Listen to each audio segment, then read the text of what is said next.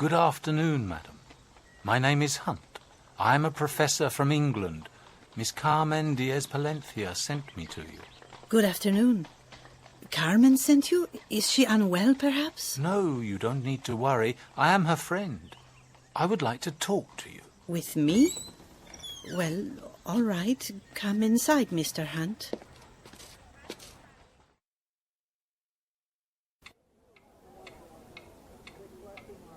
Madam, are you the widow of the late Mr. Candelas? Yes, sir. My name is Isabel Candelas. My husband passed away quite a long time ago. And now my son, too. True, he has not died, but this is almost like death. You know, he has been imprisoned. Innocent. Yes, I have heard the story from Miss Diaz-Palencia. Where is your son locked up? For a few more days here at the police station at the Plaza San Pedro. But soon they will take him to the capital, and there it will be hopeless to try and prove his innocence. That coward Garcia de la Rica is an influential man, a well-known politician, and no one will say a word against him. Madam, actually, I am in search of the Argon. Sorry, sir, I don't know anyone by that name. What kind of man is your son, Mrs. Candelas? Francisco is my everything. He is honest. My late husband and I brought him up to be a great man. I am certain that Alonso Garcia de la Rica only wants to take revenge on the Candelas family with the charges he made up. He himself knows that my son is an honest man and would never do something like that. To steal from the man who gives him work, and to steal a sword that my husband gave that monster. Impossible. Francisco is innocent. What is your son's job? Francisco learned the smith's profession from his father, Carlos Candelas. The Candelas family is a famous line of master swordsmiths, Mr. Hunt. Although nowadays, beautiful swords or other fine works are not so easy to sell. My son could only make money from blacksmith work and repairs, just enough for the two of us. I don't know what I will do now that I'm so old. Mrs. Candelas, could you tell me about your husband? My husband, God bless him, was an excellent master. The last Candelas who could craft the famous Blade of Toledo. Due to my father-in-law's international fame, the late Juan Candelas, the blade master, many people used to come to him, and they never left disappointed. However, he unexpectedly left us 2 years ago. The doctor could not exactly say what fatal disease took him. Could you tell me what this lost sword looked like? Of course I can, Mr. Hunt. For decades I saw it every day. It hung up there on the wall of our bedroom.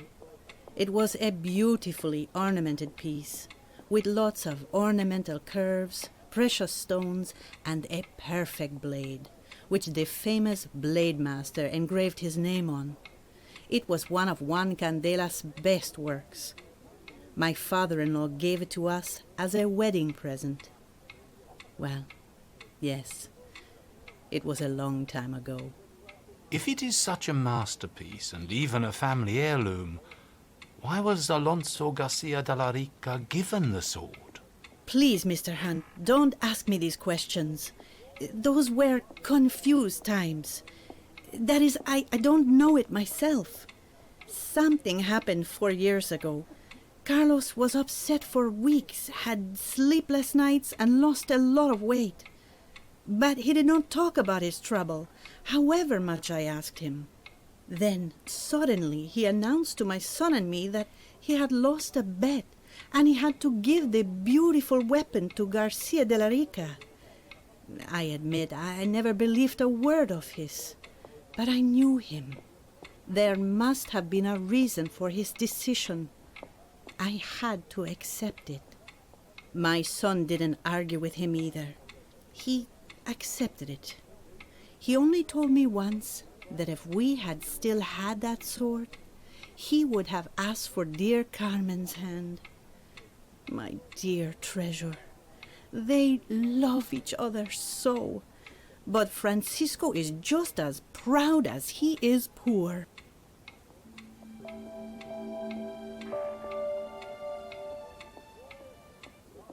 Carmen is an angelic being. I know her well. She was still a baby when I became her nanny. Oh, what a beautiful baby she was. She heard Spanish from me for the first time. I considered her my daughter. She became a clever, smart girl, in that she takes exactly after her father. And she loves my son so much. And of course, he loves her too. My God, how happy I'd be if I saw them marry in this life. Salvador was a handsome man. Unfortunately, he died not so long ago. We will all pass away. He was reserved, sort of an artistic personality who turned women's heads even as an old man. My husband and he were good pals, even when they were children. And after the long trip to England, everything continued where they had left it years before. He and Carlos met a lot in the last years. They were good men. God bless them both. Mr. Alonso was both my husband's and the painter Diez Palencia's childhood friend. Today it is difficult to say this, but they were friends. Good friends, even as they got older. After Salvador returned from England, they were on friendly terms again. But Mr. Alonso was always on the margins of the business. The Garcia de la Rica family is very rich. Many politicians and other powerful men have descended from their line. But he was of a different nature than the other two. Years ago there was some family tragedy. Then he really broke down. Since then, he has only been concentrating on the city matters, instead of his own business. He has become a lonely and grumpy man, although I used to see him laugh when he was younger. Domingo, that musician beggar there in the square, he's always there, but I don't know him really. Thank you, Mrs. Candelas, for answering my questions. It was my pleasure, Mr. Hunt. You seem to be such a nice, honest person. You will take care of dear Carmen, won't you? Of course. What's more, I'll see what I can do for your dear son. Oh, I would be eternally indebted to you, Professor.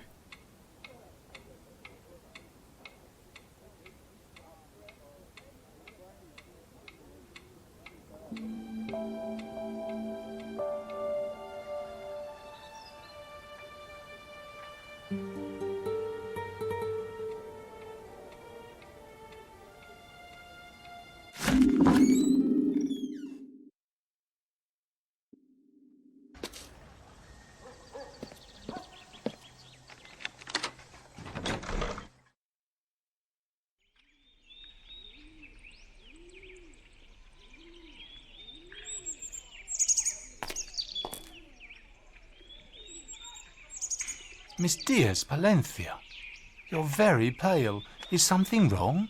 I'm not saying anything. You will understand everything too if you read this letter. I think it explains many inconsistencies. But you know, I don't feel my situation to be any less hopeless, Professor.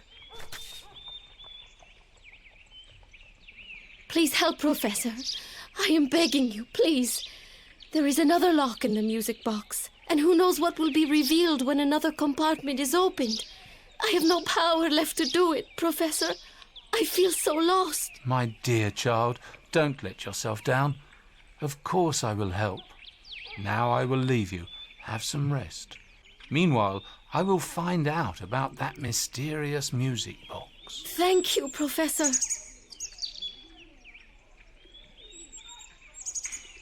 Dear Aunt Isabel, I consider her my surrogate mother. What's more, she is dear Francisco's mother, a very amiable woman.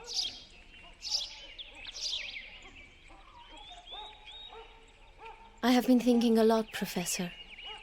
You know, although I don't think Francisco is guilty, but if yes, well, I don't want to marry anybody else. We are one, soulmates, if you understand what I mean. Miss Diaz Palencia, I am amazed by your exceptional virtue.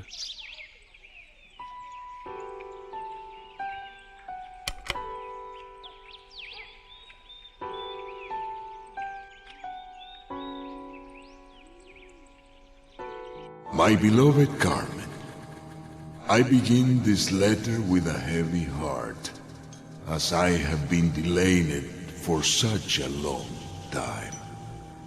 But now that I can hear the chariot of death draw nigh, I know I cannot wait any longer.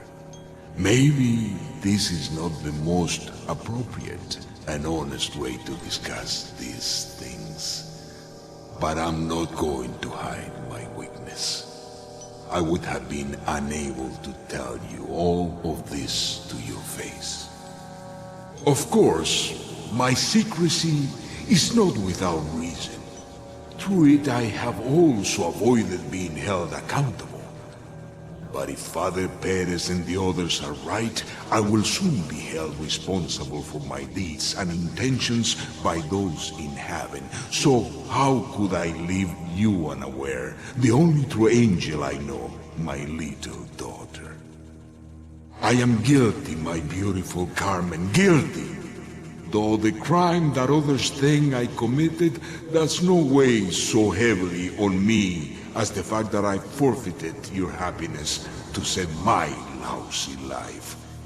I have been hiding a terrible secret, and I made an oath not to tell anyone while still alive.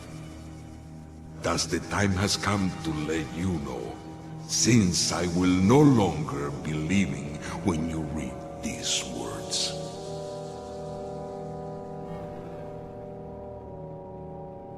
It all started when my friend Carlos was doing repairs in the church and happened upon a strange pair of keys attached to some window bars. Since he was very familiar with the tower's unopenable iron gate, he knew instantly that the double keys would fit the special lock. One day, his curiosity got the better of him. He snuck up the tower where he found a room and a strange machine untouched for centuries. This room is crammed with heretical documents and books on magic potions, witchcraft, spells, and alchemy. And there are designs for strange equipment, documents of Inquisition testimonies, formulas, spells, and a number of blasphemous pictures and objects. I myself have never been there, although Carlos invited me several times. But based on his account and what I saw of the objects from there, it must have been a trove of secrets. This peculiar collection must have been created and maintained by a curious and rather skillful monk, and perhaps some similarly bold followers of his, by saving or copying some documents before they were cast into the fire together with their writers. According to the documents, the church had already been completed around 1500, so the priests may have been guarding the secret for several generations, when finally, one day, they must have found no proper successor, and the great iron door was shut forever.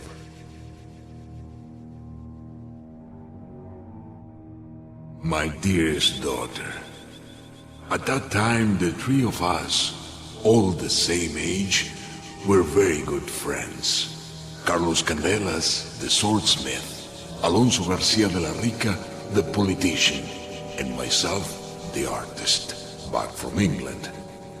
We had always been very different from one another, but there was also always a connection between us based on our shared childhood memories, just as on our love for mysticism. We often met just to talk. Alonso talked about his experiences in Mexico. I myself amused them with stories from England. Carlos, however, felt that the uneventful life in Toledo didn't give him much to talk about. It was about this time when he discovered the room in the tower, and then he began taking one piece or another from the collection, starting with books and writings. To be honest, we were thrilled by the discovery. No one was interested in stories of the past any longer.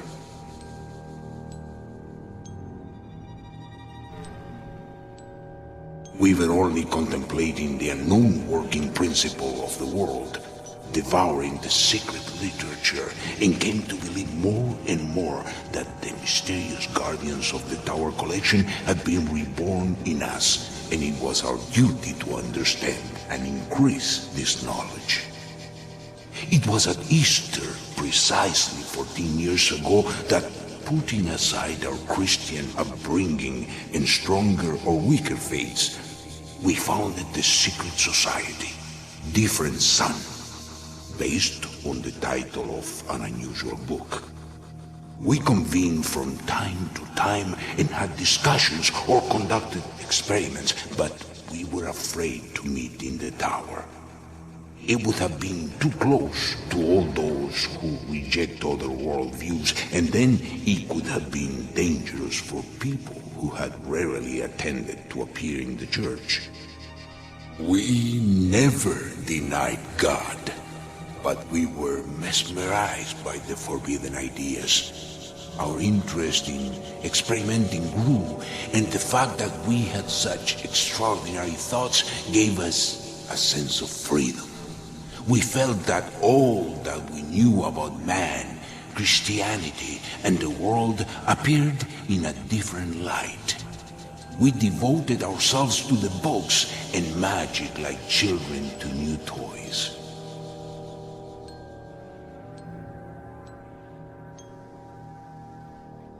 I was especially drawn to alchemy and similar processes as I had become more and more familiar with chemistry through my interest in photography. Carlos was interested in magic and necromancy, and Alonso in writings that explained biblical events in different ways or told of unexplainable phenomena. Readings, debates, and discussions related to these topics took many nights. The library in the tower proved to be an inexhaustible source. One day, however, Alonso received news that a Mexican consul was retiring, and he saw a chance to apply for the office. His heart's desire was to live in Central America. What is more, he had missed a similar chance, and it was always hard on him when he lost. Some years ago, however, his brother-in-law became a member of the commission that decided on appointments like this.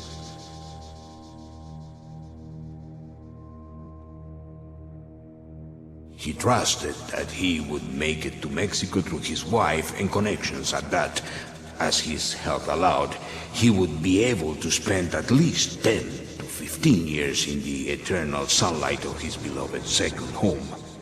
Carlos and I were sorry that he wanted to leave us, but we understood his wishes, desires, and feelings, so naturally, as his good friends, we supported him. When the time came, Alonso harnessed the horses in the afternoon and set out for Madrid. That day, he attended a family dinner in the company of the influential brother-in-law, and the next day, the hearing of his case would come, for which he had to appear in person. He was very excited. He regretted that his wife was not there. as she had caught a cold and was lying in bed with a temperature. In the evening, Carlos suddenly knocked at my door. He suggested we go to our secret meeting place and our society different son should have a special meeting. He knew a black magic spell that could remove the immediate obstacles from our friend's path.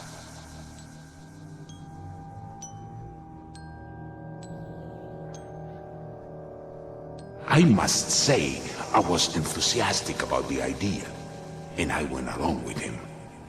We cast a very complex spell in which we cursed the factors that were hindering Alonso's travel to Mexico.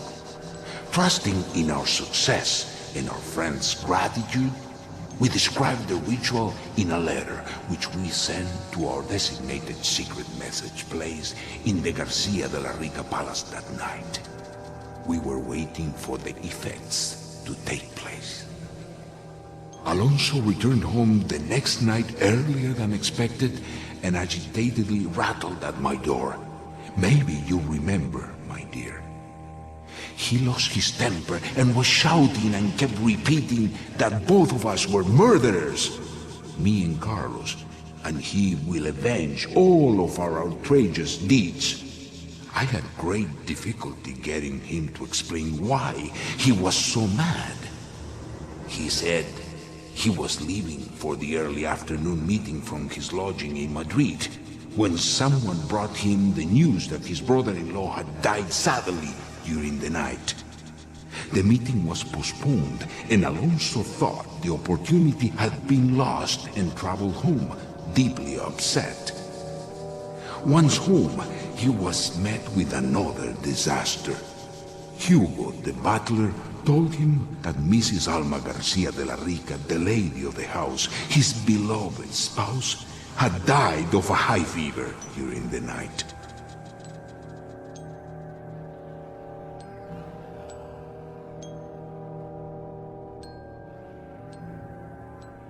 Alonso collapsed, but soon he was overcome by rage, which I witnessed.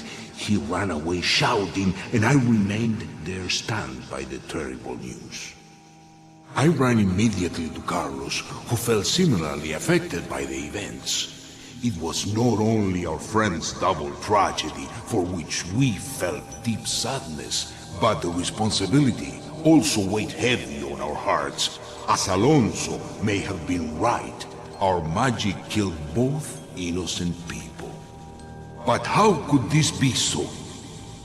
Because we wanted to remove the obstacle from his journey to Mexico, we were not thinking of people, no one's death, least of all that of the brother-in-law who wanted to help, or the warm-hearted Mrs. Alma Garcia de la Rica. Perhaps we made a mistake, or perhaps they, the people close to Alonso, were hindering the nomination. Maybe this was all just coincidence. The thin relative from Madrid was really a victim of a heart attack, and his wife took pneumonia too lightly. I will never find it out. Perhaps it is not important. It is a fact that had our letter been used as proof, if Alonso had turned in his old friends, both of us would have been executed without further question. He broke all relations with us, became a merciless and bitter man, and broke down under the tragedy. I remember he went gray in days, and he sent away everyone from the house except Hugo. We knew he did and did not believe in magic, and if he believed that the magic was successful, it must have been his family and his own wife who wanted to prevent him from realizing his dreams. Therefore, it was not entirely unexpected that instead of a letter from the police, we received a message from him inviting us to a meeting in the palace garden. He was cool and made a blackmail offer to both of us in a manner that made us feel he wouldn't take no for an answer. We had to decide in 1 week's time. Either we accept the foreseeable consequences of a police report, or we give him our dearest possessions. He stated exactly what he demanded. From Carlos, the servitude of his son Francisco, and a sword, the last work of the famous blade master Juan Candelas. And from me, my house after my death, and your hand, my child, for his son. We were forced to say yes. I gave you as a deposit, and I will never forgive myself for that. I can only say on my behalf that if I had said no, then I would have taken my friend Carlos with me to death, and you would soon have been an orphan. So within 1 week's time, we signed the contract, and Carlos handed the valuable sword over. Years went by, and one day I found out that Eugenio, the only Garcia de la Rica descendant whom you are forced to marry, my dear Carmen, intended to leave for Mexico to gain experience. It was no secret that he was going in order to fulfill his father's dream. Then I went to visit Alonso, and to my surprise, he agreed to see me in his house. I was begging for concessions. I did not want you to travel to Mexico against your will. It seemed, perhaps seeing his son's political career, that his heart was lighter. We amended the agreement with the condition that if I find a husband who can pay him the value of the house and do this before you, my daughter, turn 21, he will not make you his daughter-in-law. This, however, was only conditional success, since I knew, on the one hand, how difficult it would be to find such a rich husband for you in just a couple of years, and on the other hand, I saw that love was budding between you and the young Candelas. Carlos, my eternal friend, who has left us meanwhile, asked me in his dying words to do everything so that you could get married, since you love each other as beautifully as two doves.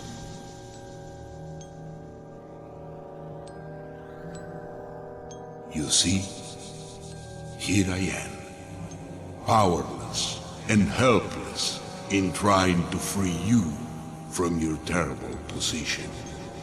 To help you get married with kind Francisco as a continuation and fulfillment of your father's sacred friendship. All I have is this music box with my favorite song and the course of my life that will perhaps serve as a lesson for you, my beautiful daughter, with its successes and mistakes, because great things also happened to your restless father. There were 3 main periods in my life. The first one consists of those strange 15 years that I spent in England, where I got to know your unfortunate mother. The second important period washed away the first, since you were born, and everything changed with that. I started a new life in my hometown when we came back to Toledo. The third one, however, started with a seal on a friendship and worldview with the creation of the society Different Sun, and it finished in a few years. Naturally, Carlos and I voted to dissolve the society the day after the tragedy. And since then, it seems that it has left us alone. Although I am sure I'm not the only one of the 3 of us who is tortured by strange dreams and doubts even after all these years. My beautiful child, please forgive your weak father's sins. It is not nice to admit, but your forgiveness is much more important to me than whatever the almighty court up there decides. Do not give up hope, Do not give up on your feelings, but be wise and always decide in favor of life. An old and tortured heart bids you farewell.